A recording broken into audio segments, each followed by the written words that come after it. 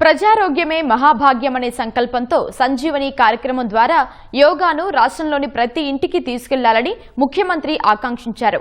ఇంటింటికి యోగా అనే ప్రధాన థీమ్తో ఏడాది పొడవునా ప్రత్యేక కార్యాచరణను అమలు చేసి ఏపీని యోగాంధ్రగా మార్చాలని పిలుపునిచ్చారు.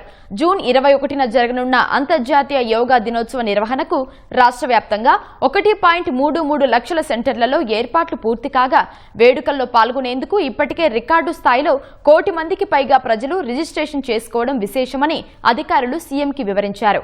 ఈ ఏడాది యోగా దినోత్సవ వేడుకలకు ప్రముఖ యోగా గురు బాబా రామ్దేవ్ ప్రత్యేక అతిథిగా వస్తున్నారు. జూన్ 20న చారిత్రాత్మక ఉండవల్లి గుహల వద్ద, 21న విజయవాడ ఇందిరాగాంధీ మున్సిపల్ స్టేడియంలో జరిగే మెగా యోగా ఈవెంట్లలో బాబా రామ్దేవ్తో కలిసి ముఖ్యమంత్రి చంద్రబాబు పాల్గొంటారు. వర్షం పడితే ప్రత్యామ్నాయంగా అంబేద్కర్ కళావేదికను సిద్ధం చేశారు. యోగాంధ్ర కోసం ఇప్పటికే 2.6 లక్షల మంది ట్రైనర్లను సిద్ధం చేయగా అద్భుత ప్రదర్శన కనబరిచే మాస్టర్ ట్రైనర్లకు వచ్చే ఏడాది అంతర్జాతీయ వేదికపై ప్రత్యేక పురస్కారాలు అందిస్తామని సీఎం ప్రకటించారు.